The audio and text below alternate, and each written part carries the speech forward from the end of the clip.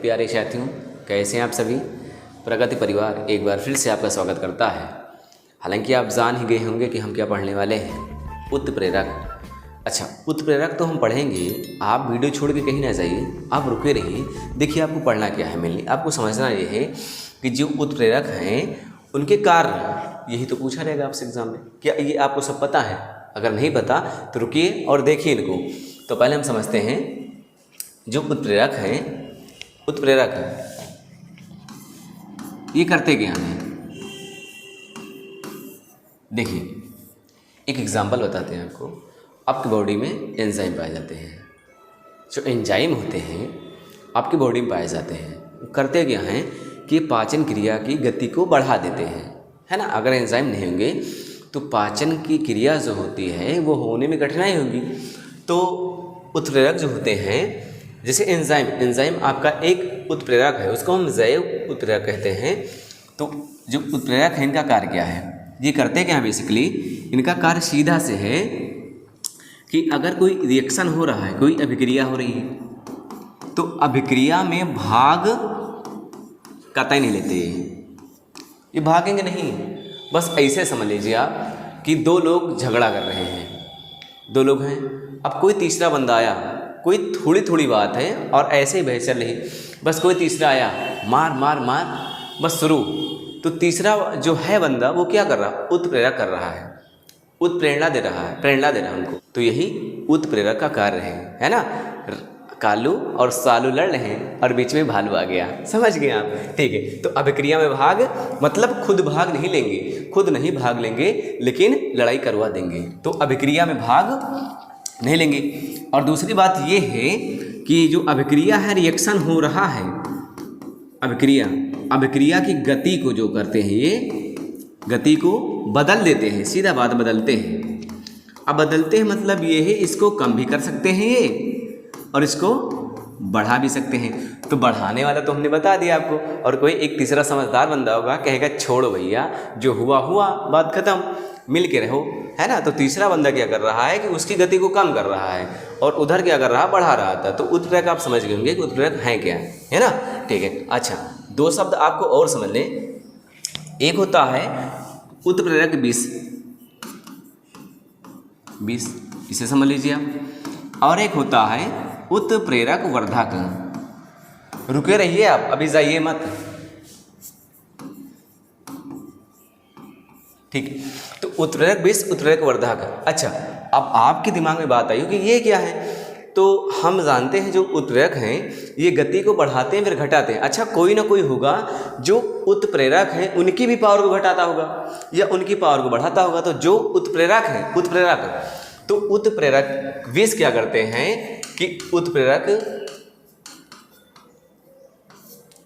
की क्षमता कम करते हैं,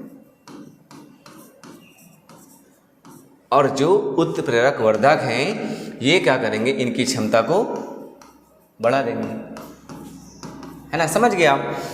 उत्प्रेरक विष उत्प्रेरक की क्षमता बढ़ा रहे हैं, मतलब उसकी क्षमता या घटा बढ़ा रहे हैं।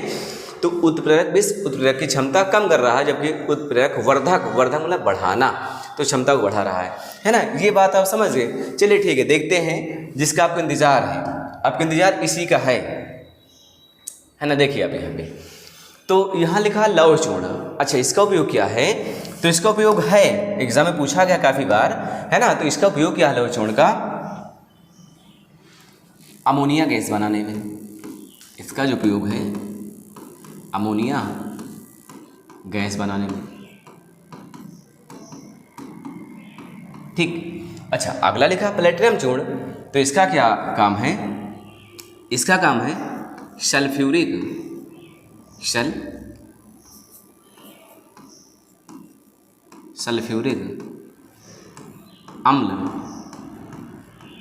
अम्ल बनाने में। अच्छा, यहाँ जो विधि होगी शीतकच्छ विधि,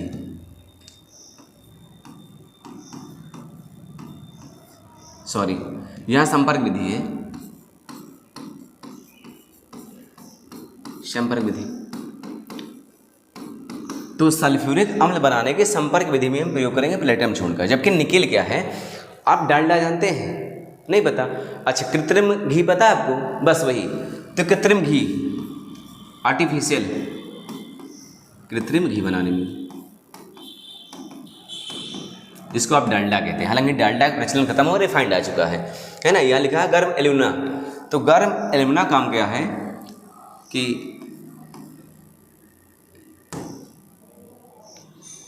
एल्कोहल से ईथर बनाने में, एल्कोहल से ईथर बनाने में, ईथर। अगला क्यूप्रिक क्लोराइड। अच्छा, इसका काम क्या है? तो इसका काम ये है क्लोरीन, क्लोरीन गैस बनाने की। अच्छा, एक विधि डीकन विधि, आपने पढ़ा होगा स्कूल में, डीकन विधि, उसी में इसका प्रयोग है। अच्छा, अगला लिखा हुआ नाइट्रोजन ऑक्साइड।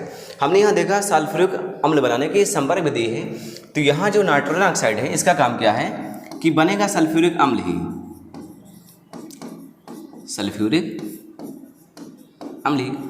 लेकिन यहाँ जो विधि है, यहाँ विधि जो होगी आपकी शीर्षकच्छ विधि है, शीर्षकच्छ विधि। अच्छा, यहाँ गर्म एल्यूमिना है तो इसका उपयोग क्या है? अच्छा, यहाँ 2 बार लिख गया है गर्म एल्यूमिना, तो उपयोग वही है एल्कोहल से ईथर बनाने में। यहाँ माइक्रोडर्मी एसिटी। अच्छा, माइक्रोडर्मी एसिटी का यूज क्या है? गन्ने के शक्कर से, गन्ने की शक्कर से सिरका बनाने में, बनाएंगे आप सिरका बनाने में, है ना। तो जो माइक्रोडर्मी एसिटी है इसका यूज क्या है कि गन्ने के शक्कर से सिरका बनाने में। और एक अंतिम बच रहा है वैसली, इसका उपयोग ये है जो आपका दूध है, दूध से लैक्टिक अम्ल बनाने में, लैक्टिक अम्ल बनाने में। अच्छा, हमें पता है कि आप इंतजार कर रहे हैं स्क्रीनशॉट लेने का, हम हट जा रहे हैं, आप ले लीजिए स्क्रीनशॉट। हो गया? मज़ा आया? कैसा लगा वीडियो हमारा? कमेंट में ज़रूर बताना। मिलेंगे फिर से ऐसे ही टॉपिक के साथ, तब तक ले जय हिंद।